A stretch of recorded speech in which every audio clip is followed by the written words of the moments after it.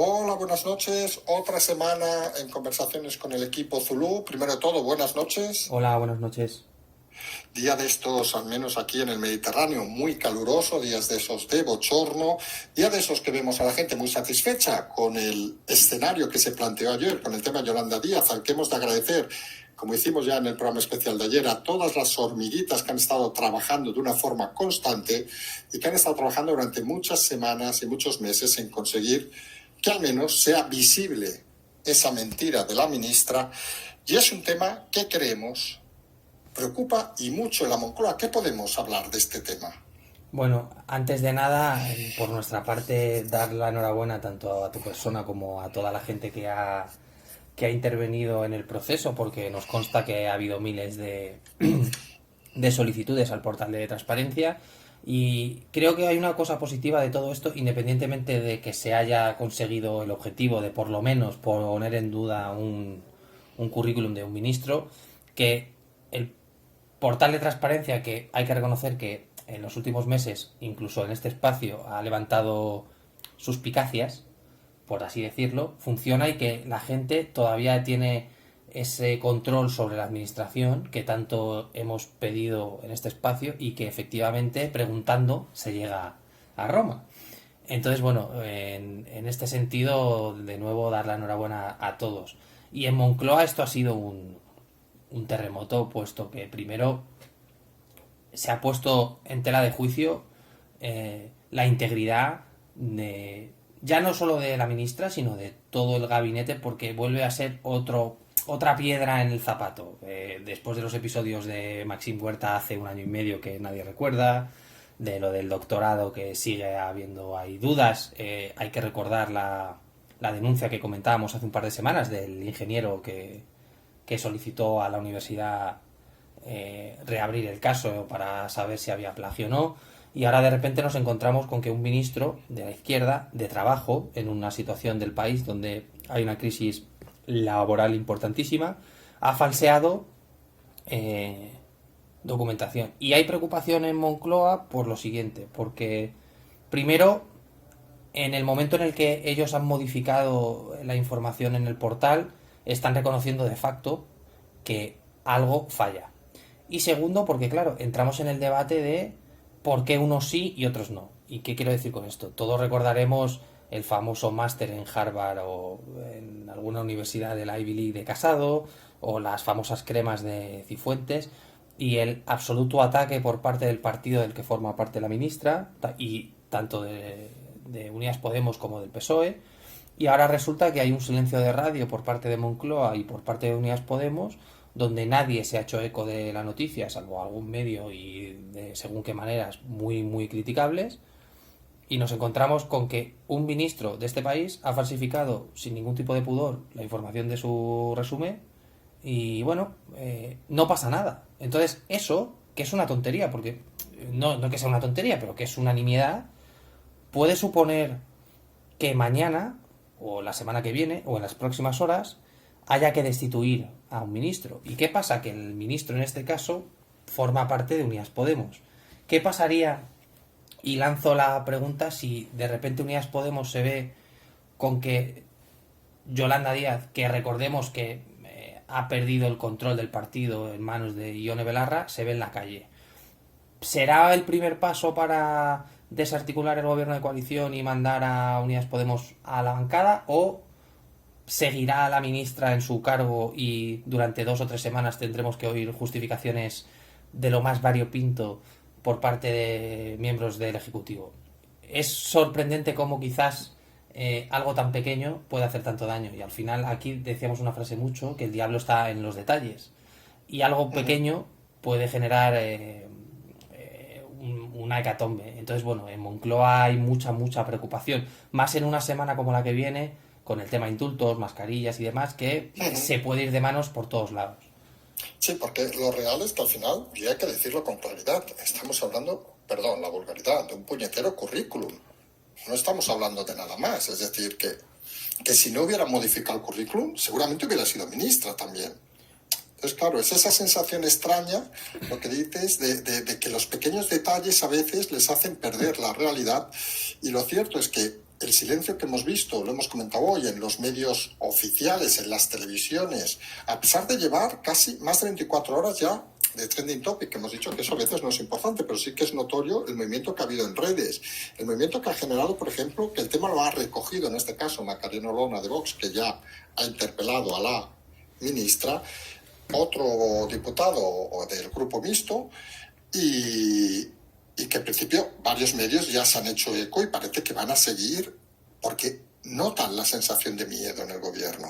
Sí, en el momento en el que hay silencio de radio por parte de una parte interesada, que ojo, no estamos hablando de un alcalde o de un presidente de un partido, estamos hablando de un ministro, ya te preocupas. Cuando encima recoge el guante Macarena Olona y nos enteramos que no va a asistir, en este caso la señora ministra de Trabajo, a la última sesión de control en el Congreso, muchas veces quien calla otorga, y cuando ya encima huyes del sitio es un problema.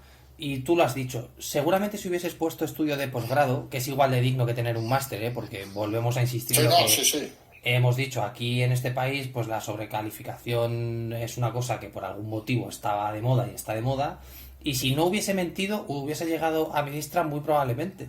¿Qué pasa? Bueno, pues que la moral es lo que tiene, que cuando te dedicas a dar clases de moral y a exigir a los demás, tarde o temprano se vuelve contra ti, y la que tiene que responder a los demás, o el que tiene que responder a los demás, estoy hablando de Pablo Iglesias, por ejemplo, eres tú. Entonces, bueno, hay preocupación porque además es una situación que era tan fácil de controlar como no mentir en el currículum, que no es un tema de Estado que dices, bueno, pues es un delito de prevaricación que he mentido sobre un contrato. No, es simplemente que te ha dado la gana mentir sobre tu formación, que realmente no le interesa a nadie, porque no somos un país donde por ley un ministro tenga que tener una formación a la altura del puesto. Es una lástima, pero no es así.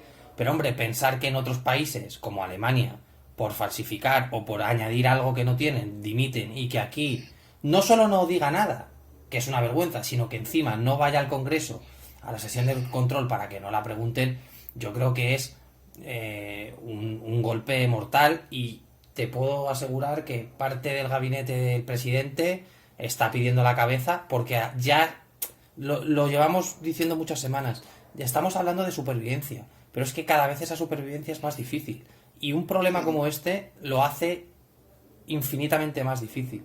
Entonces, bueno, veremos qué pasa. Aparte, hay que recordar a los oyentes las últimas novedades sobre este tema que hemos tenido. Es, por un lado, que en el currículum, vamos a decirlo así, en el currículum que tiene en el portal de Marea de hace 5 años ya constaban esos másters, o sea, no es ese fallo que están justificando, un fallo informático, pero peor, que es un documento oficial. En las actas de entrada al Congreso de 2016 pone que a viva mano de ella que son 3 másters.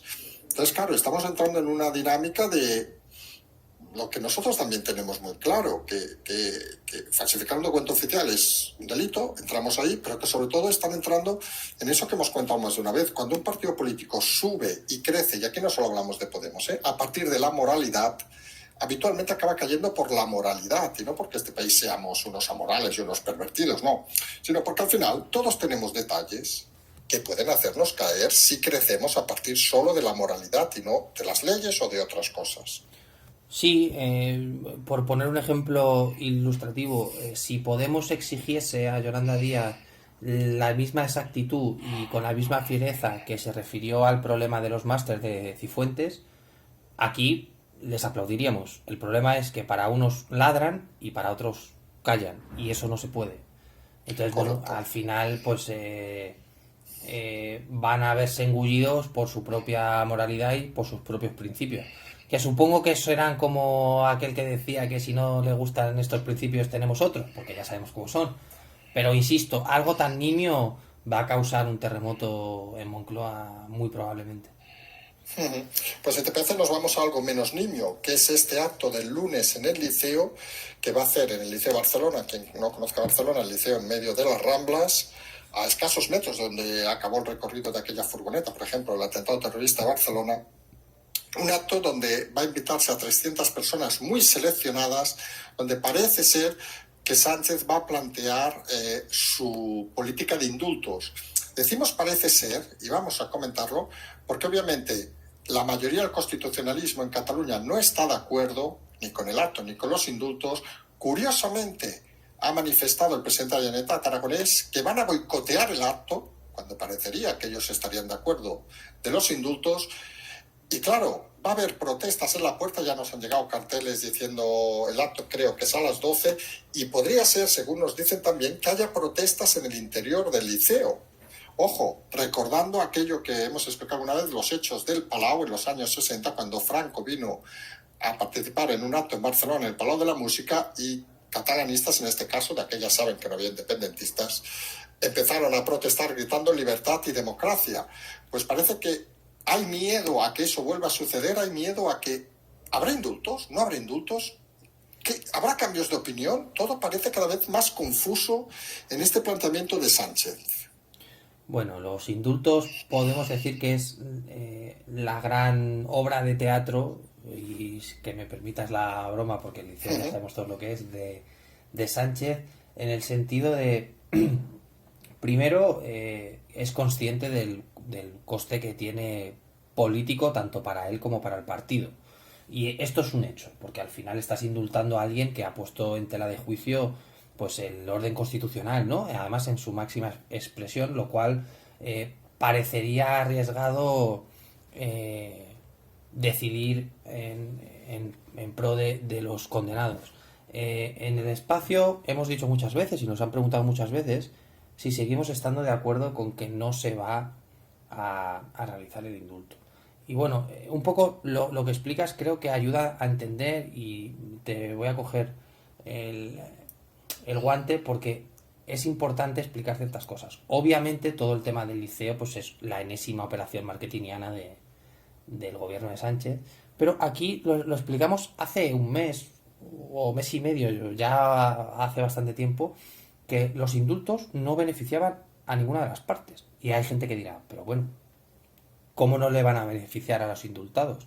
Al final, cualquier persona, y tú más que lo llevas siguiendo desde el principio, sabe que los independentistas venden una filfa, venden sueños, y les interesa tener todavía un enemigo sobre el que luchar, ese gobierno de Madrid, ¿no? Que se venía diciendo desde hace 10, 12 años, ese gobierno de Madrid que les tenía aislados, ese gobierno de Madrid que nos roba. ¿Qué pasaría para el discurso de Junts per Cat y para Esquerra Republicana si de repente ese gobierno de Madrid te indulta? Por ejemplo, es una tontería, pero el discurso ya se te queda cojo porque ya no puedes decir, oiga, es que esta gente me está cortando las alas, no. O pongamos el ejemplo ya no del indulto, sino de la amnistía, que sería un paso más allá. ¿Y qué supondría para el gobierno de España actual dar los indultos?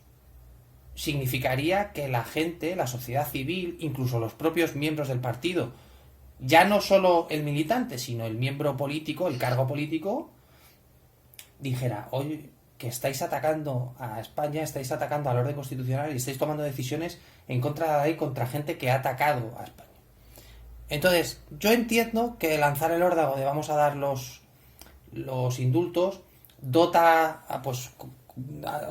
al escenario de una epicidad pues que viene muy bien, pero ¿qué pasaría si de repente el lunes, vamos a poner, que alguien boicotea el acto, como se menciona, o alguien alza la voz y demás? Y tú imagínate una imagen donde Sánchez no puede hablar, o incluso es incriminado, o que se le hace abandonar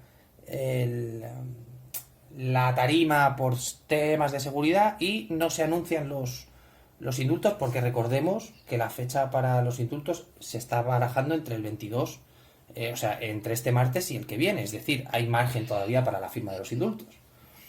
De repente Sánchez pasaría de héroe, de héroe para el independentismo a villano para el independentismo, y se podría volver a unificar el discurso de España nos ha prometido y no ha cumplido, pero para los socialistas de Extremadura o de Andalucía o de Asturias o de Madrid o de Castilla y León sería la de, oigan, que Sánchez no ha dado el indulto y vuelve a defender España. ¿Qué quiero decir con esto? Que en el momento en el que los indultos, por ejemplo, pasase algo y no se diesen, todas las partes volverían a posiciones iniciales donde Sánchez reforzaría su posición a nivel constitucional y los independentistas volverían a tener, ojo, independientemente de la guerra entre ambos partidos independentistas, que sabes que hay un mundo hay un mundo aparte, un casi. poco turbio, pero volverían a tener un enemigo común, es decir, les permitiría gobernar durante 4 años en Cataluña, volviendo a poder armar ese discurso de España nos roba, España nos ha quitado las empresas, España tal. Como Sánchez seguiría en el gobierno, podrían forzar cambios a nivel impositivo, cambios a nivel de pues alguna competencia y demás. Entonces, al final es un win-win, ¿no? Si no se otorgan los indultos, realmente salen ganando todas las partes. Y por eso muchos todavía seguimos dudando de que lo de los indultos... Esto es como un partido de fútbol. Hasta el minuto 90 o que pita el árbitro, no hay final. Entonces, Sí, porque cuidado. la realidad, aparte, parece que la simpleza del argumento de Sánchez de damos los indultos y se desactiva Cataluña, se desactiva la Cataluña independentista.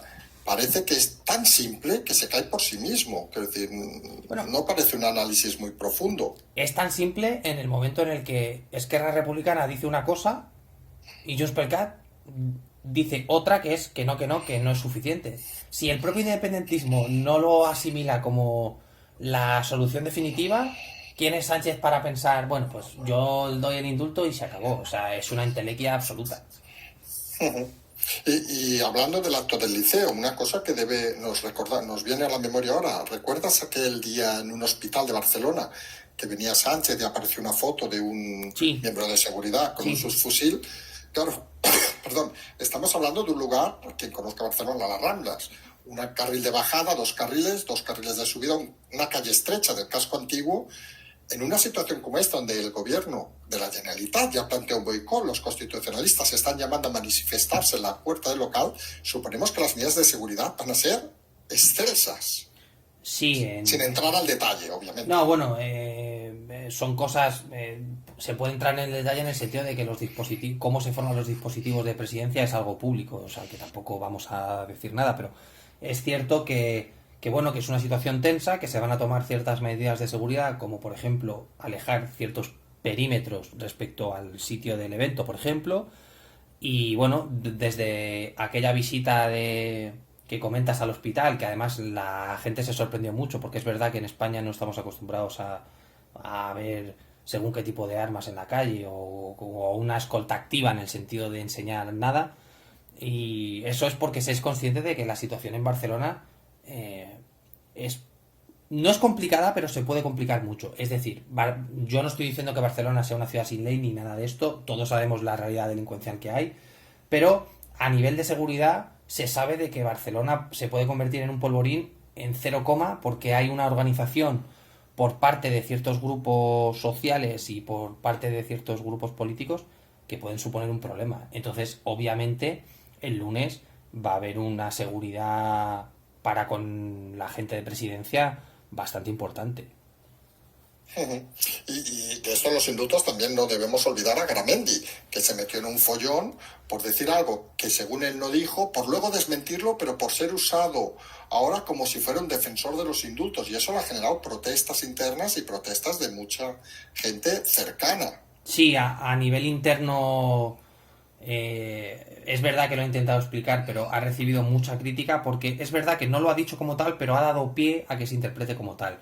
Y bueno, un tipo que al final representa a quien representa debería ser capaz de clarificar y de decir exactamente lo que quiere decir y no dar pie a que la gente pueda aprovecharse de su discurso.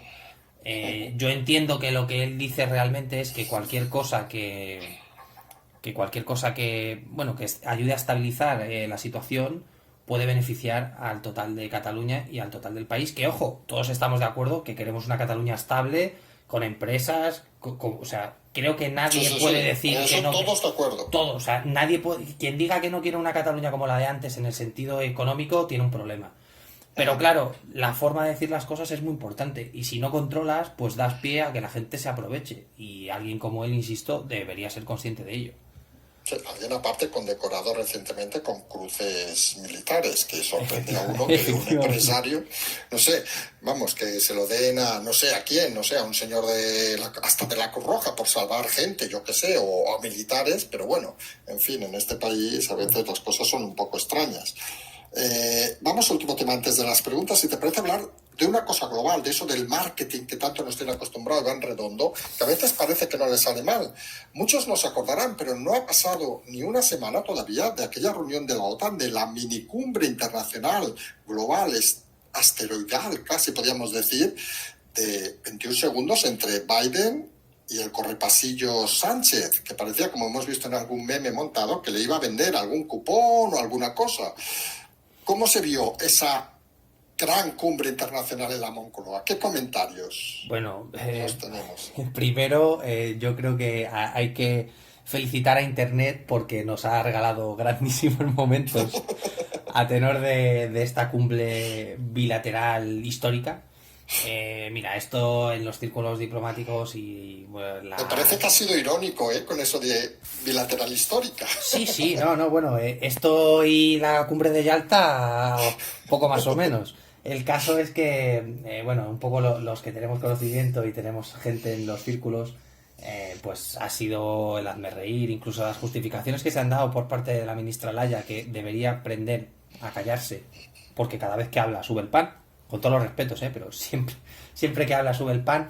Esto se ha intentado justificar como de que habían hablado de antes y creo que en el mundo alguien utilizaba un concepto que realmente ni existe en diplomacia ni en protocolo, que es ese paseillo, bueno, ese paseillo que es muy común, ¿no? En las cumbres internacionales y lo describía y cito como el paso anterior a una cumbre bilateral. Oiga, están andando por el pasillo y ya está, estarían hablando de lo que fuese. Biden miraba a Pedro Sánchez como diciendo, ¿usted quién es? Váyase de aquí. Y ha sido un varapalo. Hay mucha gente dentro del Ministerio de Exteriores que llevan años y incluso gente de protocolo que se están dando golpes con la cabeza porque no entienden cómo se ha intentado vender desde el principio. Porque esto es así de fácil. Si tú no comunicas en un primer momento que tienes un encuentro con el presidente. Incluso ya no se hablaba de que tenían en la agenda 10 minutos y que luego la quitaron. Esto no ha sido así, tú lo has explicado, porque además ha sido información que ha salido de nuestra parte, que no iba a haber un encuentro y que se llamó y que hubo gente entre medias que pidió por favor el paseillo y que se dejara grabar y demás. Porque bueno, al final son cosas que pasan. Pero lo triste de todo esto es que se ha vendido desde el primer momento por parte de Moncloa como eso, como un encuentro histórico. Y si no lo hubieran dicho y sacan la imagen del pasillo, pues ni siquiera lo comentas y bueno, no hubiese sido tan malo. Pero ha tardado más en explicar de qué han hablado que el tiempo real que han estado hablando. Es que son cosas que no tienen sentido ninguno. Y luego, si a eso le sumamos el resto de vídeos que hay donde se intenta acercar al presidente turco y a Biden y hay un asesor que se pone en medio y le dice atrás, no se acerque, yo creo que a nivel de marketing Pedro Sánchez sale herido, muy herido de la cumbre de la OTAN porque ha sido algo dantesco, sinceramente. Y tenemos más cosas, porque claro, algunos pensamos, recordemos que ayer se ha vacunado Pedro Sánchez en público y nos ha sorprendido el poco calor, digamos, que le han dado los medios de comunicación a esa vacunación. No ha salido muy notoriamente y algunos dudamos porque algunos pensamos, no es lógico que el gobierno, nos guste o no nos guste, fueran los primeros vacunados, incluso por seguridad nacional, porque eso nos genera dudas de si fue un paripé o realmente se puso la vacuna ayer Sánchez. Vamos a hablar presuntamente, como siempre, porque bueno, siempre hay que tener cierto cuidado, pero vamos a comentar historias que han pasado en los últimos meses para que la gente pueda evaluar si sí o si no. Creo que nadie pone en duda que el presidente de un gobierno, que es el gestor de un país, debería estar vacunado porque es persona esencial. O sea, si lo es un guardia civil o si lo es un militar, entiendo, o un profesor, entiendo que el presidente del gobierno es alguien esencial en el día a día de una gestión de una pandemia. Punto número uno. Se hace muy raro pensar que no estaban vacunados cuando todos los trabajadores de Moncloa, del Palacio de la Moncloa, llevan vacunados meses. Y aquí ya pues empiezan las suspicacias. Se hace muy raro que alguien que utiliza cualquier oportunidad que tiene para hablar de planes de recuperación y residencia o cualquier asunto así, para, bueno, que haya habido algún archivo en imagen, vídeo, foto y demás, pero que no se haya dado la bomba de me voy a vacunar, como por ejemplo ha pasado en Francia, o ha pasado en Canadá, o ha pasado en otros países. Es algo que, teniendo en cuenta el modus operandi del presidente, pues se echa de menos. Y luego quizás explicaría, por ejemplo, cómo se ha destituido al GEMAT, que es el jefe de las Fuerzas Armadas, por vacunarse. O sea, que en un país se destituya al jefe de los militares que están vacunando y están limpiando residencias por vacunarse, quizás no se le despidió por vacunarse, sino por fastidiar, ¿no?, la estrategia de marketing de, bueno, cuando haya más normalidad y haya vacunas de sobra y entre dentro de la edad, que se vea cómo se le vacuna. Es verdad que levanta, y estarás de acuerdo conmigo, suspicacias que haya pasado tan de puntillas todo el asunto. Entonces, Totalmente de acuerdo. Que la gente piense lo que ha pasado, piense los hechos, que sea lógica, y hombre, yo entiendo que cualquier persona con el mínimo de criterio estará de acuerdo con nosotros en que debería estar vacunado el primero casi. Pero bueno. Sí, en eso estamos totalmente de acuerdo, pero todavía hay alguna cosilla más de estos movimientos de marketing que parecen a veces querer ocultar cosas.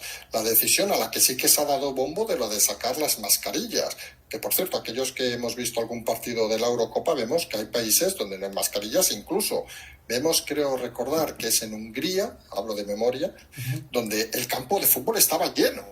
Es decir, que esos cambios de criterio, recordemos cuando decía Simón al principio, las mascarillas no valen para nada, y luego hemos estado un año con mascarillas prácticamente, y ahora parece que volverán a no valer para nada.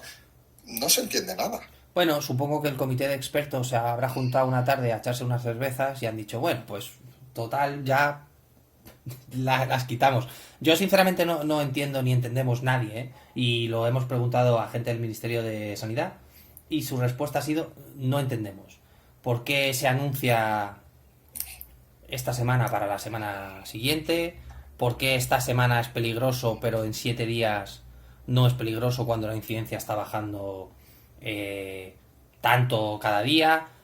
¿Me van a influenciar que las vacunas que se pongan en una semana no interfieran en la vacuna? Al final, ¿qué significa esto? Que posiblemente, y digo posiblemente, sea una forma de que la gente pues esté feliz porque va sin mascarillas por la calle, por si se dan los indultos o por si hay alguna situación, bueno, pues que es un poco como la zanahoria, ¿no? Y el palo, es, pues por un lado te pego, pero por otro te doy. No sé, al final yo no entiendo. Y luego la situación es irrisoria, tú lo has dicho. Hemos pasado de las mascarillas no sirven absolutamente para nada a tener que ir con mascarillas para todo. Y ahora vamos a tener una situación que a lo mejor vas sin mascarilla, entras en un bar para preguntar si te puedes sentar en la terraza, te tengas que poner la mascarilla 10 segundos y quitártela a los 10 segundos porque te vas a sentar en la acera. Son unas cosas que yo creo que nadie entiende. Obviamente hay una preocupación por parte de las fuerzas y cuerpos de seguridad porque se entiende y entienden que la gente va a empezar a no ponerse la mascarilla esta semana por razones obvias, porque el razonamiento es muy simple, porque en 7 días sí y ahora no. Entonces, bueno, vamos a ver una semana, estoy convencido, vídeos de la gente quejándose, de gente sin mascarilla y demás, pero bueno, en fin, es otra campaña fracasada muy probablemente de marketing. Sí, me parece que últimamente Redondo no atina mucho en las campañas, o eso, o quizás que el tema es tan candente o tan quemado que es difícil ahora hacer campañas a favor del gobierno.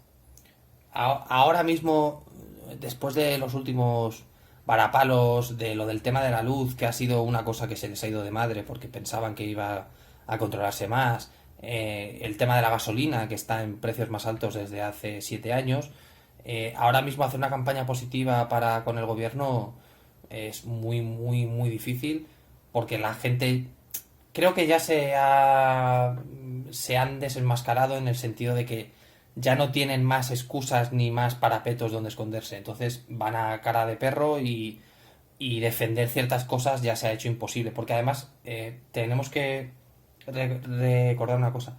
Cuando la situación era mala y la gente tenía miedo por salir, el mensaje se puede modificar más.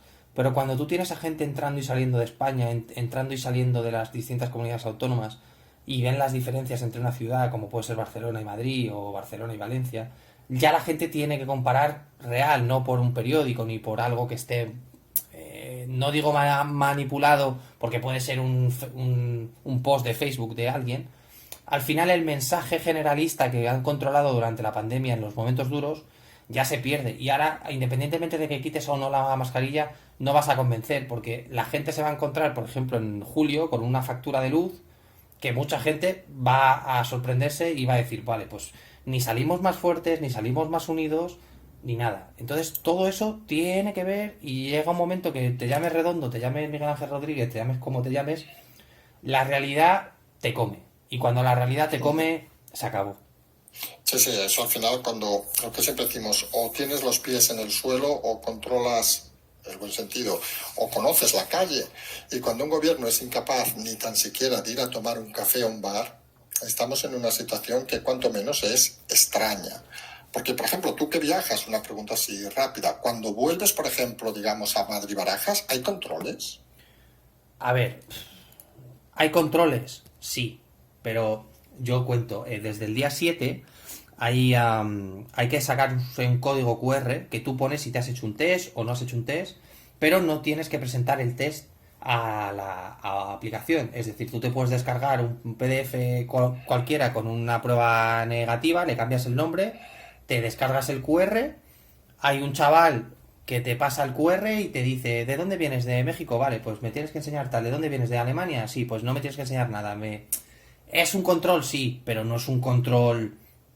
No es un control Exhaustivo, digamos. exhaustivo. Si lo quieres... O sea, yo sé de gente que ha falsificado, y lo digo porque es así, porque hay listos de todas partes, han dicho que tienen una PCR, no la tienen, han puesto que sí, han venido de Estados Unidos y le han dicho, pasa. Ya está. ¿Por qué? Porque la propia aplicación del gobierno no pide ninguna prueba negativa como tal para el QR. Entonces, claro, control no hay. Yo ya te digo, yo he estado en el extranjero y he venido y me he pasado el código, sí, sí, y ya está. O sea, imagínate. No, no, si nosotros cuando que hemos volado unas cuantas veces en este periodo es llegar al Prat, en este caso a Barcelona, y es muy gracioso porque cuando vas a salir hacia las maletas hay los puestos de control, digamos, ¿cómo se llama? De control, digamos, del COVID. Y entonces hay unos señores, unos chicos, unas personas que te dicen, ¿de dónde viene? Y si le dices Santiago, Madrid, Valencia, pase por aquí, Sí. cero control. Si le dices Ámsterdam, vas por allí. Claro, uno piensa, pues vengo de Ámsterdam, no me he hecho nada y le digo que vengo miro en la pantalla antes, digo, mira, vengo de Madrid y nadie te pide nada. Sí, sí, o sea, yo te digo, yo la última experiencia que tuve, venía varios vuelos internacionales de largo radio y había países que decían, no, no, tú pasa tranquilo, y había otros que sí te pedían la documentación. Te la miraban, que ya te digo, que podía ser falsa porque ni siquiera te pasan el código QR para ver si hay un formato informático detrás, te miran el papel si lo tienes y ya está. Entonces, claro, bueno, al final... Y ojo, hay en otros países que es aún peor, ¿eh? O sea que imagínate el control que hay de todo el asunto. Pero bueno, Me imagino que debe ser, sí, bueno, en sí, fin, es un caos. daría para un programa que tampoco vamos ahora a ponernos en eso. Vamos, si te parece, con las preguntas del día, que hoy son más habituales, o sea, no son, hablamos de unas, bueno, hay unas cuantas, hay casi 30, ¿vale? Que hemos centrado en 3 temas: partidos políticos primero, PSOE, PP e internacional. Si te parece, empezamos con la primera. Primera pregunta que es, ¿creen en el equipo Zulú que con toda la gestión de la pandemia, con los socios que se ha buscado el PSOE para gobernar, los indultos en los políticos catalanes y con Sánchez borrando toda voz discordante en el partido, implosionará el PSOE? ¿Se Sí. darán cuenta los españoles que son una ruina cada vez que gobiernan y los dejarán de votar? Y con el estado de alarma que estudia el Tribunal Constitucional, ¿será un estado de excepción y no de alarma? Ponemos las tres juntas. Vale, empiezo por el final. Independientemente de lo que diga el Tribunal Constitucional, no sería estado de excepción porque no hay, o sea, ya no hay estado de alarma. Que estipule el Tribunal Constitucional que ha sido un estado de excepción, como aquí venimos diciendo hace mucho tiempo, y eso tenga connotaciones legales para con el gobierno, sí, pero ahora mismo no afectaría porque no estamos ni en estado de alarma ni nada. Eso, nada. Luego, implosionará el PSOE. Hombre, a la vista está y lo venimos diciendo.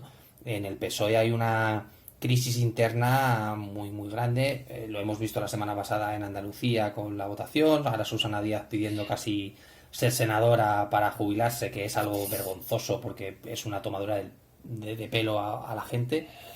Y bueno, lo de los españoles se darán cuenta y les dejarán de votar. A ver, hay gente que va a seguir siendo socialista pase lo que pase, o votará a la izquierda pase lo que pase. Todos recordaremos que Zapatero pasó de mayoría absoluta a gobernar por los pelos y luego en una crisis que pasamos de la Champions League, como decía él, a ser el último mono de Europa, salió con una patada y llegó el PP con mayoría absoluta.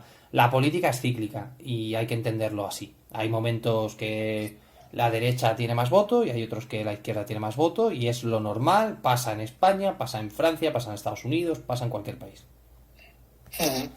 Por cierto, podemos explicar algo, no sé si lo sabes, es de estas preguntas de improviso que ahora me han venido a la cabeza. Ese incidente que hubo con el alcalde de León, con el ministro Ábalos, donde participó un tal Coldo, puede ser, que es algo así como un amigo de Ábalos, o no sabemos bien qué es. Bueno, Coldo, te voy a contestar lo que sé. Coldo es, creo que era el guardaespaldas del presidente, pero no te puedo contestar en referencia a lo de León porque lo desconozco totalmente. Vale. Entonces, Vale.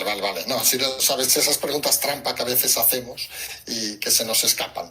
he caído. Vamos a la siguiente sí, caes. Vamos a la siguiente pregunta, ya sin maldad. Sabiendo que las últimas decisiones del gobierno, como los indultos, son para agotar la legislatura, nos preguntan, ¿hay nerviosismo en el gobierno porque no ve el feedback en las decisiones políticas?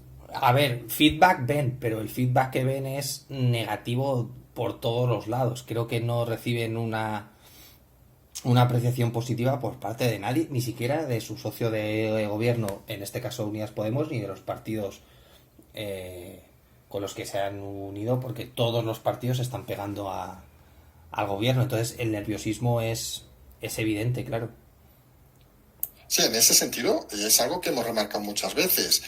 Empiezan a ser conscientes de la importancia que tenía la figura de Pablo Iglesias como frontón, digamos, del gobierno. Sí, y además aquí lo explicamos mucho, ¿no? Que la figura de Pablo Iglesias beneficiaba no al gobierno, al PSOE y perjudicaba a Unidas Podemos porque insistíamos mucho en que, aunque Podemos no lo viese, pertenecía al gobierno. Y obviamente en el momento en el que Pablo Iglesias abandona el gobierno, él es consciente de que va a suponer un desgaste para Pedro Sánchez, que también iba buscando eso, y Pedro Sánchez es consciente de que ahora no hay un parapeto contra él. Entonces, obviamente, desde el abandono en aquella búsqueda de, pues casi de la historia épica para gobernar Madrid, Pablo Iglesias ha dejado huérfano a Sánchez y le ha dejado en los leones. Entonces, Moncloa llega un momento que no puede gestionar tanta tensión. Pasamos a la siguiente pregunta, que un poco hemos contestado antes. En el último programa, el equipo Zulú sostuvo que en el último momento el gobierno reculará y no se atreverá a dar el paso de los indultos. ¿Sigue pensando eso a día de hoy?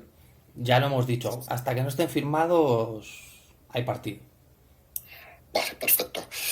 Siguiente pregunta. Dada su complejidad, ¿se podría esbozar los principales pasos a seguir para interponer una querella contra el Consejo de Ministros en caso que se aprueben los indultos? ¿Dicha querella tendría efectos sobre el rey al tener que sancionar, refrendar la decisión del gobierno?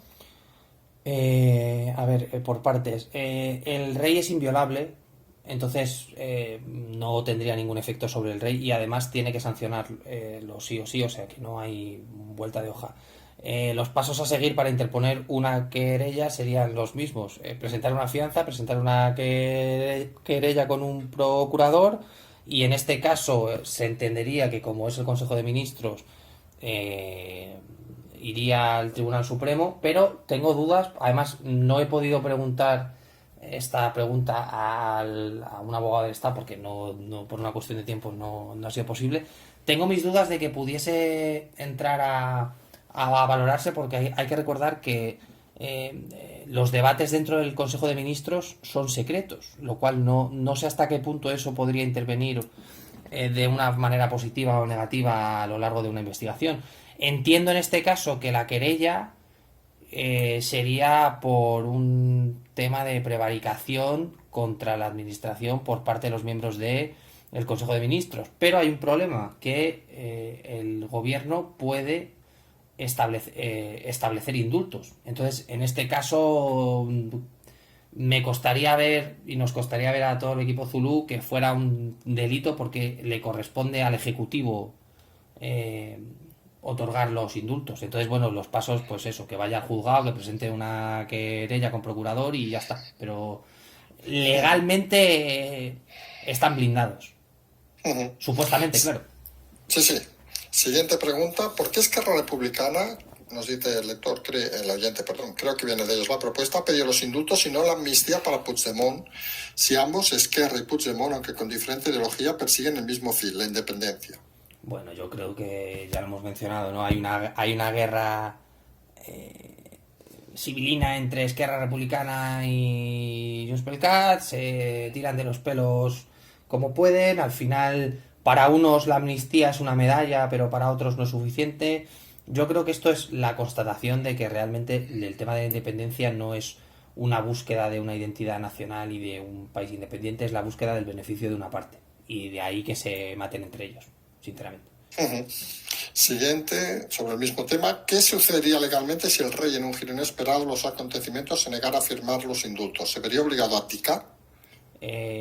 Aunque al señor Rufián le encantaría, no se vería obligado a abdicar y no se va a negar porque lo va a hacer, porque tiene que hacerlo, y si se niega no tiene ningún peso legal. Entonces, bueno, esto sería... Al final, mira, hay que ser claro con ciertas cosas y la gente tiene que entenderlo. El rey está en una posición que está y se debe a la ciudadanía en el sentido de que tiene que hacer lo que tiene que hacer y su supervivencia depende de que si en el momento de que no firme los indultos se le haría un cisma imposible de parar.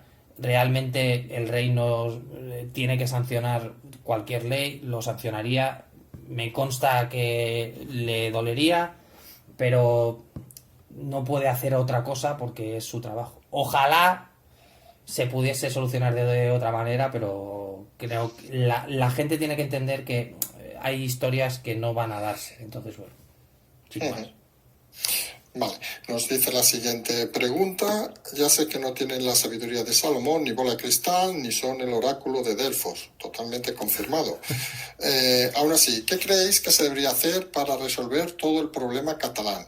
Y pone un paréntesis, si es que se puede resolver. Bueno, si alguien lo escucha y funciona, que nos llame para presentarnos a presidente del gobierno de la... Sí, en fin.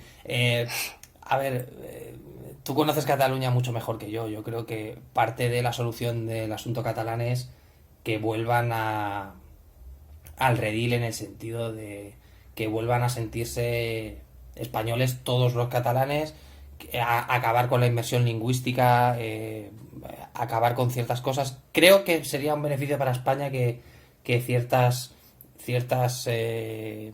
competencias fuesen a nivel nacional, porque al final, si tú estudias en un sistema educativo donde el primer idioma no es el español, donde se explican ciertas cosas de forma que no son y demás, pues al final estás generando una distopia en el que la gente cree que vive en un mundo que no es. Entonces el problema catalán yo creo que empieza, que además tú lo sabes, fue una de las primeras luchas de Pujol hace muchos años, fue el tema de la educación.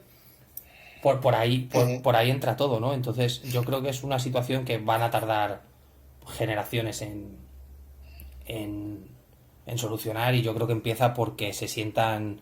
O sea, creo que hay una parte de los catalanes, incluso que no son independentistas, que se sienten abandonados por el gobierno español.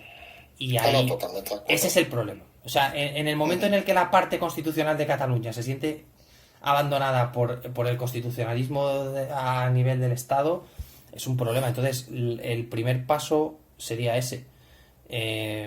Y luego, obviamente, habría que acabar pues, con ciertas situaciones, a lo mejor como... yo lo he explicado siempre, y alguna vez que lo he podido decir en alto, sé que la gente no lo va a entender, pero la existencia de las policías autonómicas... Estoy diciendo una cosa que sé que va a generar polémica, pero la existencia de las policías autonómicas dan a los independentistas una falsa imagen de que son ajenos al resto del país.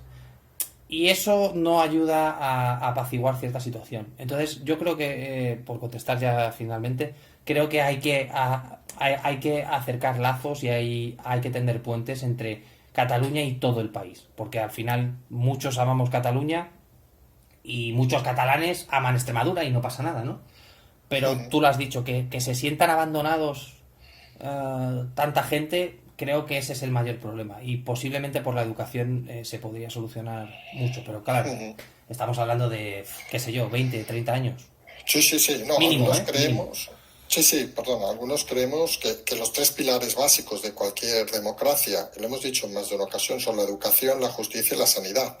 Algunos no incluirían la sanidad, para nosotros sí que es importante, y creemos que en todo eso debería haber una igualdad en todo el mismo territorio de un país. Y ya sabemos que es duro, y ahora retraer esas cosas, alguno puede decir, jolín, solo quedan las autonomías para los temas folclóricos. Hombre, pues no, queda la economía, quedan muchas cosas.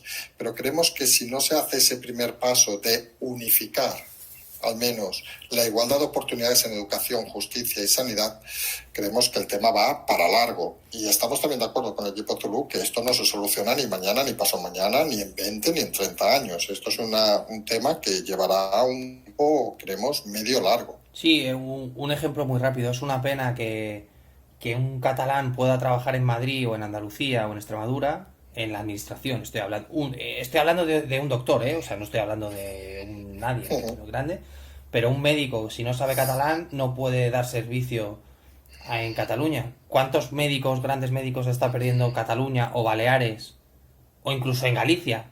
Porque no hablan... Creo que son cosas que... Yo entiendo que la lengua es importante y que hay mucha gente que tiene ese acervo cultural, pero un país se tiene que unir, y se están perdiendo muchas cosas, todas las partes de España, por poner unos filtros casi absurdos, porque al final, bueno, creo que yo entiendo que hay gente que querrá que la atiendan en catalán, pero ¿por qué Cataluña va a dejar de tener cirujanos? Por ejemplo, en Ibiza hay ciertos hospitales que no tienen ningún cirujano pediátrico, porque no hay ningún cirujano pediátrico que no sabe catalán. Entonces, ¿vas a poner a tus hijos en peligro porque un doctor... ¿Sabes? Es que son cosas tan básicas que si lo piensas dices, hostia, sí que es un problema. Pero No, son cosas, lo peor, exacto, es que yo creo que son cosas tan nimias a veces que no acabas de entenderlo. Sí. Es decir, que aquí hemos defendido, y creemos totalmente, esto es una opinión personal, obviamente, hemos defendido que el modelo de España, autonomías, es un modelo que creemos debe funcionar y que sirve, y ha demostrado que es el país de Europa, aunque a algunos les cuesta entenderlo, que más respeta y que más integra los idiomas, etcétera. Váyanse a Francia a hablar catalán, o a hablar bretón, o a hablar corso, o a intentar que sus hijos estudien en esos idiomas. Y la realidad es que parece que tanta concesión al final ha servido para el abuso más que para el uso. Sí. Y eso a veces se hace complicado de desencallar, porque implica ahora quitar cosas que parecían ya como hechas. Y totalmente. Solo la decisión política o un buen liderazgo puede hacerlo. Totalmente, sí, pero claro, como no hay ni liderazgo ni voluntad política, pues estamos otra vez al principio. Y lo triste de todo es eso, que no es una cosa que se pueda solucionar en el corto plazo. No, no, en eso creo que estamos todos de acuerdo, Pero, que cuando nos dicen, ¿y qué harías tú? Digo, hombre, pues en corto plazo imposible, intentar pasar la marea, hablando de alguna manera, e intentar hacer cambios poco a poco. Yo sí que tengo claro un cambio, por ejemplo, que elementos de odio como TV3 sean cerrados. Eso sí que lo tengo claro. Y eso por siempre es ejemplo, un buen principio. siempre, siempre, siempre. Pero bueno. Pues nos vamos a la siguiente pregunta. Nos dice el oyente, mi pregunta es si ya se conoce la letra pequeña de la ayuda de Europa en lo que se comprometió el gobierno a decir. ¿Qué requisitos van a pedir en materia fiscal a Sánchez y su gobierno? Recordemos que han entrado dos plazos, uno en junio, si hablamos de memoria, un primer pago, otro en diciembre y un tercero en junio del año que viene, apenas entre los 30.000 millones, pero para ese piden la reforma laboral y la reforma de las pensiones. ¿Crees que está en disposición de cumplir los requisitos este gobierno? Nos dice el oyente. Se sabe más o menos por dónde van a ir los tiros en el sentido de alguna reforma fiscal que curiosamente va en contra de lo que está promulgando el gobierno, lo cual no deja de ser sorprendente. Pero todavía no se sabe exactamente las condiciones porque, bueno, Europa en estos casos tiene que dejar todo bastante atado, pero muy probablemente también irá en torno a la deuda pública, en torno a las pensiones y en torno a los trabajadores del Estado. Así que probablemente veremos un recorte bien en sueldos, bien en adjudicaciones, por ejemplo, de plazas para fuerzas y cuerpos de seguridad y todo ese tipo de cosas. ¿Está en disposición de cumplir con dichos requisitos? Hombre, viendo los socios de gobierno, entiendo que va a haber una problemática bastante importante para implementar las medidas, porque bueno, ya sabemos que a la izquierda le gusta mucho el gasto público y no estamos en época para eso. Pero bueno, al final Europa tiene una cosa buena o mala, según cómo se mire, que es que siempre se acaba imponiendo. Pues siguiente pregunta, ¿cuándo se celebrarán las elecciones generales próximas de forma natural? O sea, ¿qué fechas serían? Y nos pregunta el oyente, ¿serán antes? ¿Habrá un adelanto electoral o se seguirá, digamos, lo que toca? Bueno, en principio serían en el 23, porque fueron en el 19. ¿Y habrá adelanto electoral? Pues aquí no sabemos, porque la gente por algún motivo lleva hablando de octubre mucho tiempo. Es verdad que los acontecimientos se están acercando a octubre y parece que todo se empieza a tambalear, pero claro, aquí está el tema de que son conscientes de que como adelanten, se acabó. Entonces, todo el mundo entendemos, al menos desde nuestra parte, que van a aferrarse al poder lo que puedan. Pero siempre puede hacer sorpresas. La gente ya tiene que entender que estamos en una situación donde todo puede cambiar de la noche a la mañana. No, ya no hay esa evolución lineal en el tiempo. Ya puedes saltarte un día a un tema, un problema y hacer tomar una decisión. Un poco como en el caso de Ayuso y la Comunidad de Madrid, que parecía que estaba todo bien y de repente un día, ¡pum!, se acabó. Entonces, bueno, creo que también es algo a tener en cuenta. Vale. Siguiente pregunta, si el PSOE se ha dado batacazos electorales varias veces por confiar en las estimaciones de votos por parte del CIS, nos pregunta el oyente, ¿por qué Tezanos no ha sido sustituido todavía? ¿Prefieren tener a alguien, nos dice el oyente, que amañe las encuestas influyendo en el votante que a alguien que haga predicciones electorales serias? Bueno, primero, para la gente que no sepa cómo funciona el tema de las encuestas, siempre se habla de cocina. Uno de los problemas de las encuestas de Tezanos es que ha modificado tanto la base sobre la que se trabajaba que el propio sistema, digamos que ha colapsado y por definición no puede dar unas predicciones acertadas.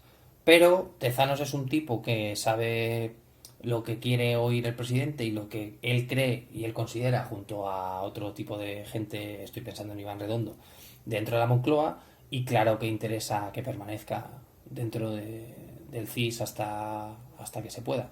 Que ojo, el daño que está haciendo a la organización es histórico y hablas con cualquier miembro del CIS y te lo dice, pero bueno, al final han decidido menoscabar todas las instituciones que puedan y el CIS no iba a ser menos.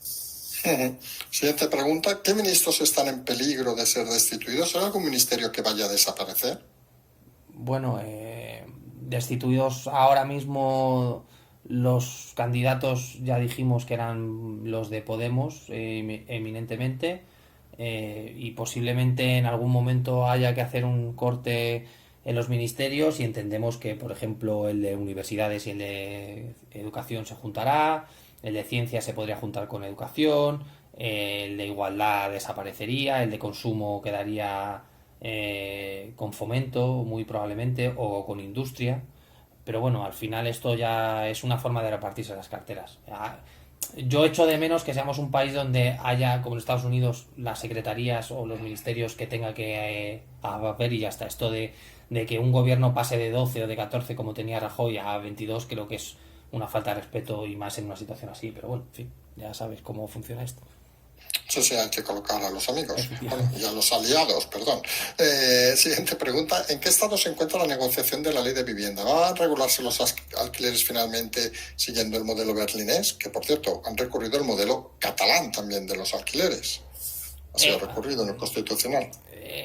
Es bastante complicada que salga porque hay miembros del Ejecutivo que piensan que no ayudaría mucho y que lo que haría sería encarecer y eliminar la oferta en cuanto al alquiler. Es verdad que, por ejemplo, hay un punto muy interesante que en la ley, para los que hemos visto el borrador, que sería, por ejemplo, que los gastos estos de comisión que tienes que pagar para cuando alquilas un piso o compras una casa y tal, no los pague el arrendatario, sino el arrendador, que bueno, eso sí puede beneficiar al alquiler, pero es verdad que preguntas a gente del ministerio y demás y te dicen que sería el colapso del mercado inmobiliario, aunque hay algún economista por ahí de copete que diga que ya no hay crisis en el mercado inmobiliario y demás, solo hace falta ver las condiciones que te piden para entrar a una casa y vamos, la ley de vivienda a día de hoy no va a salir y si sale será pues un poco como lo del salario mínimo vital, ¿no? Que son cosas que salen pero que estamos viendo que no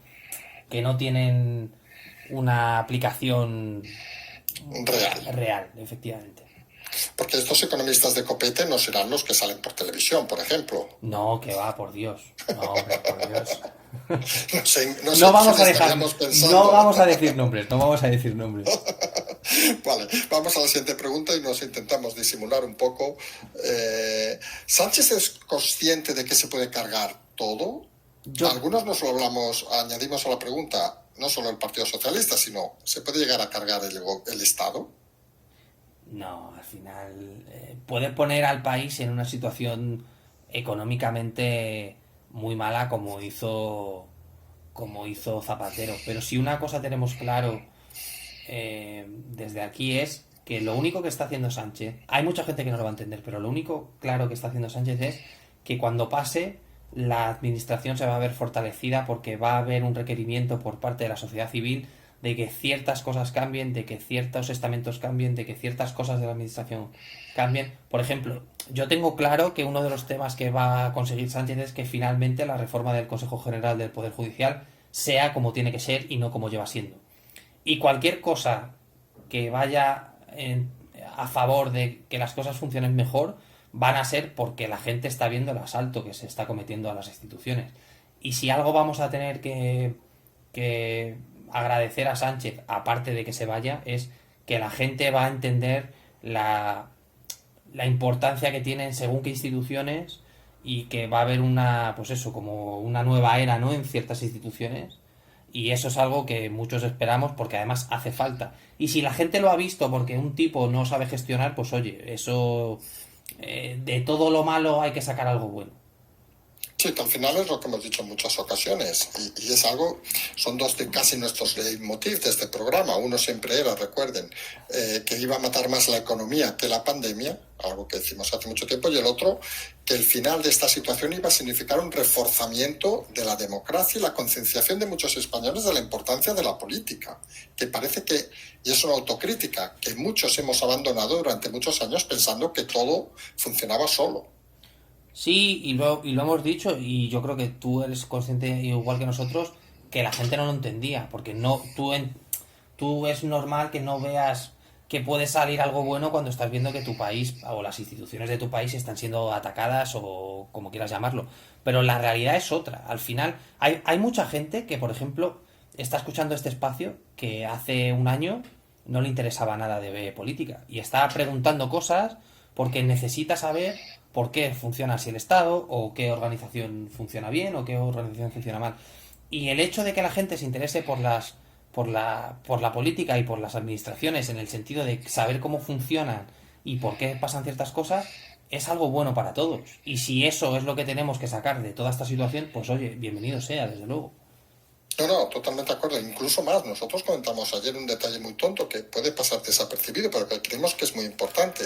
En este trabajo que hemos denominado, bueno, que realmente es así, de las hormiguitas, de enviarlos al portal de transparencia, etcétera, etcétera, se puede conseguir por primera vez en la historia de la democracia de España, con lo cual decimos en toda la historia de este país que simples ciudadanos anónimos lleven a dimitir a un ministro.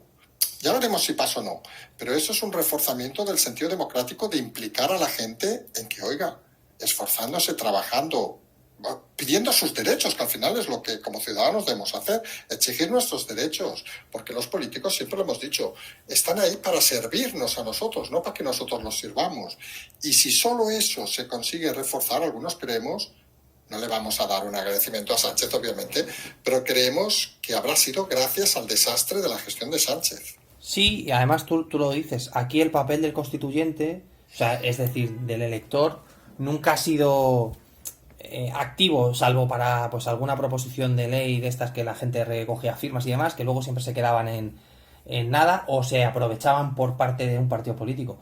Pero el caso en el que comentas es una actuación de gente normal actuando como un ciudadano ejemplar y como un ciudadano que quiere saber quién está en el poder y si le está mintiendo o no. Y como tú dices, si de esto, de toda esta situación, ya no es que saquemos que se quite del poder o no a un ministro, sino que conseguimos que la gente abrace la idea y que se dé cuenta de que tiene poder y que tiene derecho para preguntar, es muy bueno.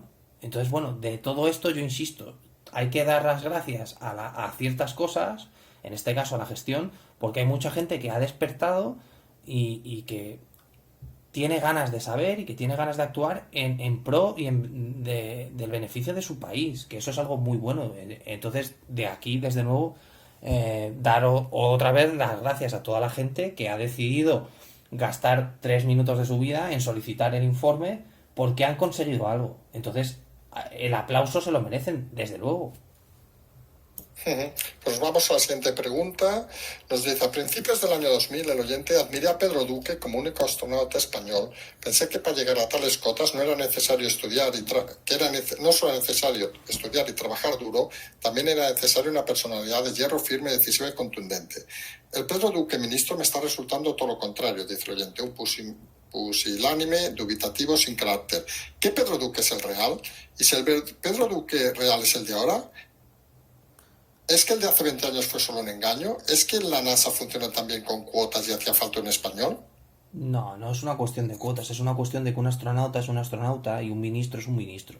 Y querer poner de político a un tipo que está en las estrellas, literalmente, pues igual no es la mejor idea. Al final, hay mucha gente, y esto puede sonar muy mal, pero que idealiza ciertas profesiones por la televisión y por las películas, y aquí pues siempre nos imaginamos al astronauta como un tipo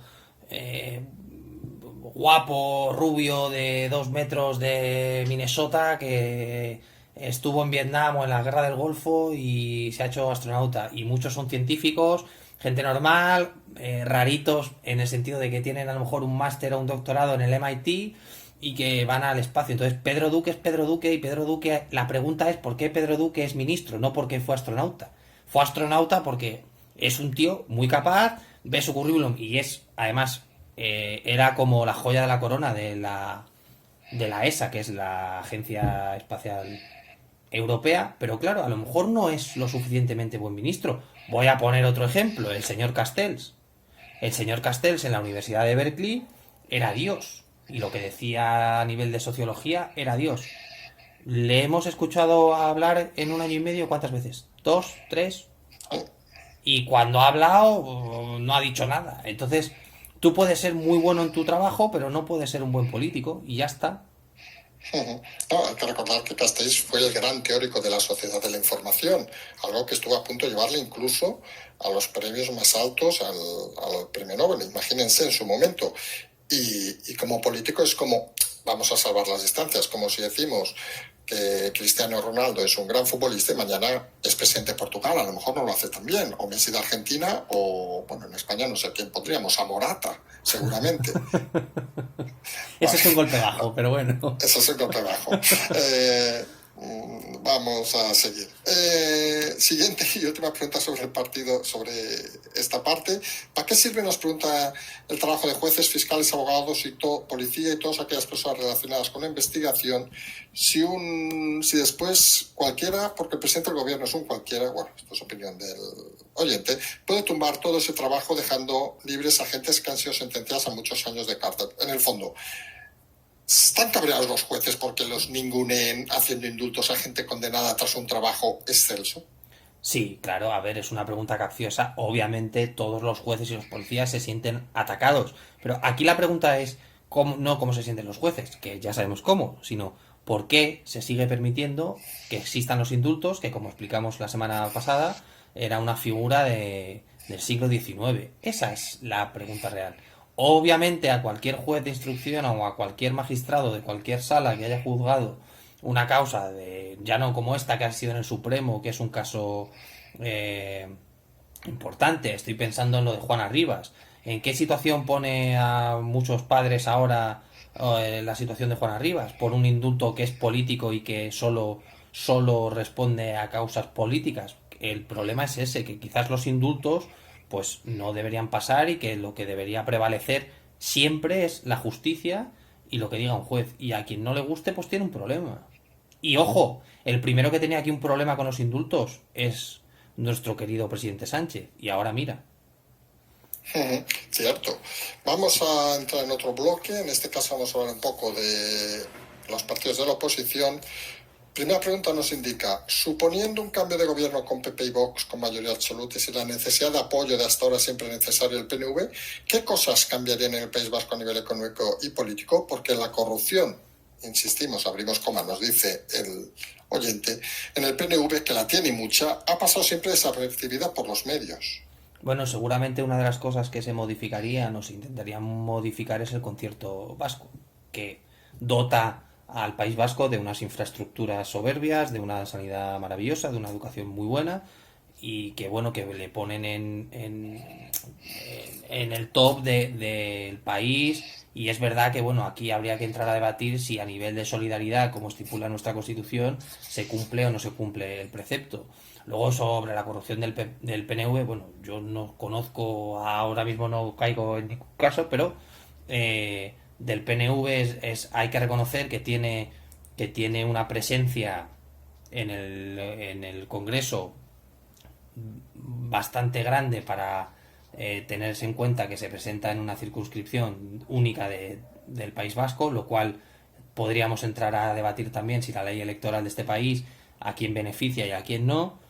Pero bueno, al final los medios en el País Vasco, pues si el PNV estaba de alcalde en alguna ciudad o en el gobierno, obviamente, históricamente los medios siempre se han arrogado a quien estuviese en el poder y de ahí el silencio. Pero vamos, que, insisto, si la gente conoce algún caso de corrupción, ya sabe dónde tiene que ir y no es aquí, precisamente. Sí, correcto, aquí no nos dedicamos a esos temas, que paso están los jueces, los juzgados y la policía. Siguiente pregunta, nos dice el lector sobre Iván Redondo y el PP. Nos dice, dado el pasado político de Iván Redondo con el Partido Popular, ¿puede ser que se ha aprovechado para, digamos, que la triste oposición que dice este oyente, perdón, me manía hoy con hablar de lectores, sea la realidad en el PP, que tiene miedo por lo que puede llegar a saber Iván Redondo? ¿Cuántos miembros del PP que pudo conocer Iván Redondo quedan actualmente con Casado? Esa es mi respuesta, en el sentido de, hace 10 años el PP era otra organización, había otros miembros. Yo no recuerdo que Casado a lo mejor era presidente de Nuevas Generaciones cuando Redondo colaboró con el PP, o sea, imagínate de lo que estamos hablando. Yo creo que esta es otra historia más de que parece ser que Iván Redondo es un ser maligno con un gato que acaricia todas las noches mientras piensa cómo destrozar al prójimo, pero realmente no tiene nada que ver. Así que, bueno, pues, la causa Sí, de la... porque disculpa, la causa de la no triste es esa. oposición del PP es que Casado no es un buen opositor. Sí, sin más. Sí, porque, vamos a decirlo, tampoco creemos que tenga un arpa a lo Nerón, Iván Redondo. No, no, no, esto son situaciones que Redondo está haciendo su trabajo como jefe de gabinete del PSOE, pero no es que sepa nada de... O sea, ¿qué más puede salir del PP después de lo que ha salido? O sea, seamos honestos, no hay nada. Pues nos hablan nuevamente de Casado. Dice, sois muy críticos con Casado. Nos dice el oyente que no es santo mi devoción, pero me pregunto, ¿qué crees que podía hacer? Según lo que veo, tiene poco margen. Dice una moción de censura. Dice, el oyente cree que la habrá. ¿Qué más creéis que puede hacer? Yo lo primero que digo es dimitir. Luego, ¿qué opina el equipo Zulu? A ver, posiblemente sí. El problema de Casado, y entiendo que piense que le damos mucho, pero primero lo que tiene que entender es su posición. Segundo, que Vox no es el enemigo para todo. Y tercero, que la tibieza en política no te lleva a ningún lado. Que le pregunta al señor Rivera a dónde le lleva la tibieza y demás. Eh, y lo segundo, y luego ya por otra parte tiene que ser consciente del papel que tiene, de los escaños que tiene y de hacer una oposición. Y están copiando ciertas cosas como lo de denunciar según qué temas a la justicia, como hace Vox y demás. Yo creo que Casado tiene un problema que es que no sabe dónde está y no sabe dónde está, en el sentido de el partido al que representa, el número de votantes al que representa, no entiende o nadie de su equipo sabe ver el escenario actual. Vox le está comiendo la tostada y le va a adelantar por la derecha en algún momento, muy probablemente, aunque muchos pensamos que es difícil, pero es cierto que Casado tiene dos problemas, Ayuso y Feijóo, y sigue viviendo... Yo cuando hablo de Casado siempre lo describo como que va con el freno de mano, ¿no? Como que no se atreve a ir libre y a pisar el acelerador y no maneja los tiempos. Tenía alguien en su equipo, como era Cayetana Álvarez de Toledo, que manejaba los tiempos a la perfección y decidió quitársela porque ofendía mucho. Bueno, pues, como tú dices, se debería echar a un lado. Y luego lo de la moción de censura, una moción de censura tendría que justificarla muy bien y tendría que acercarse a Vox, que es algo que no quiere hacer. Entonces, bueno, sería una pérdida de tiempo. No, incluso, por ejemplo, en este asunto que estamos hablando estos días de Yolanda Díaz de los Másters, claro, es que el PP no puede hablar mucho tampoco, porque sabemos lo que le va a pasar si habla, saldrán los másters de Aravaca y esas cosas, con lo cual es una situación que tenemos un poco como un líder enlatado en ese sentido. Poco puede hacer y cuando a veces salen temas que podría aprovecharse, le pasa en este caso Vox, en este caso Macarena Olona, como un Fórmula 1 y ellos mirando. Sí, pero si tuviese bemoles, que se entienda como quiera, tienen sentencias que les exoneran de la responsabilidad. Es decir, podrían decir, ustedes a mí me juzgaron, si tuviesen lo que hay que tener, ustedes a mí me juzgaron, me llevaron ante un tribunal, me absolvieron, ahora les toca a ustedes. Pero como ni siquiera tienen el atrevimiento de hacerlo, ¿quién vuelve a ser el que recoge el guante? Vox. ¿Por qué? Porque no tienen nada que esconder. Y ojo, por ejemplo, el PP, después de lo de Cristina Cifuentes o la propia sentencia que tiene Casado, tampoco tendrían nada en lo que esconderse. Pero el problema es que unos tienen valor y los otros no. Y claro, pasa lo que pasa. Bueno, aquí me has cogido un buen quiebro. Aquí me has dado bien, pero tienes toda la razón. Vamos al tema internacional. Nos dice, hace tiempo que no se habla de Marruecos. Bueno, días, porque aquí ya saben que vamos semanalmente. ¿Cómo siguen las relaciones entre ambos países? ¿Creen que un cambio de gobierno en España haría que los cambios fueran a mejor? Bueno, las relaciones ahí va y yo dije hace tiempo que al Reino de Marruecos siempre le interesa que gobierne la derecha en España por ciertos asuntos y bueno, efectivamente digamos que las relaciones están templándose. Vale, nos dice otra pregunta. Biden no ha llamado todavía a Sánchez. Bueno, hay que recordar, ningún presidente había tardado tanto en hacerlo. Bueno, ante la cumbre internacional, pero bueno. Luego le da esquinazo en el paso de la OTAN, Marruecos lanza a la gente de Ceuta, como decía tal, Grecia desestima Navantia. Seguro que mucho que está pasando es por mérito de este gobierno, pero ¿qué papel, nos hace la pregunta, si se está desempeñando el rey emérito en estos desaires al gobierno de Sánchez? Bueno, sí. Primero, pensar que el monarca está detrás de esto se me hace una locura porque es un representante y un defensor de nuestro país por encima de todo. Y luego aquí hay que entender una cosa. La gente sigue pensando que España está sola en el mundo y que como Navantia se presenta a un concurso, lo tienes que ganar. No, si Grecia te dice que no por la razón que sea, te lo dice y ya está. O sea, creo que tampoco es todo culpa del gobierno actual y hay que entender que es un escenario internacional, hay piezas intercambiables y que hay épocas que nos ha ido mejor y hay épocas que nos ha ido peor y ya está, pero considerar que el rey emérito, encima el rey emérito, que tiene algo que ver en esto a modo de venganza, se me hace muy muy complicado, sí, sinceramente. Ujú. Vamos a la siguiente pregunta que hemos contestado antes, la intentamos hacer reducida la respuesta. ¿Pedro Sánchez es consciente del ridículo que ha hecho en la reunión de los 11? O sea, acordemos que son 20 o 11, depende cómo se mire con Joe Biden. Absolutamente. Me encanta. Respuesta sí, clara y contundente. ¿Cuál es la postura de puertas adentro del encuentro Sánchez con Biden? La expectativa. Esta es un poco diferente a lo que hemos hablado, de que haya futuras buenas relaciones diplomáticas personales entre ambos mandatarios. La postura de puertas para adentro es que ha sido un fracaso a nivel diplomático. ¿Expectativas que haya buenas relaciones diplomáticas? Entre los países, sí. Las relaciones diplomáticas realmente no son entre individuos, son entre países. Y esto es importante, porque a ti te puede caer alguien fatal, pero si es un país que te interesa, pues te callas y ya está. Véase Estados Unidos y Rusia. O sea, que para ejemplo, un botón. Vale, siguiente pregunta que un poco incide en esto de relaciones personales o de países. Nos dice el oyente, cuando el gobierno tiene una mala relación con algún dirigente de un país, por ejemplo, Marruecos o Estados Unidos, ¿estas relaciones pueden asociarse a la figura del rey en el sentido, si me llevo mal con un gobierno, lo hago también mal con el monarca, o pueden disociarse? Y las preguntas concretas son, ¿cuál es la relación entre los reyes de Marruecos y España y cuál es la relación entre el rey español con Biden? Insisto, las relaciones son entre países, sí es cierto que hay individuos que favorecen o perjudican las relaciones bilaterales entre los países.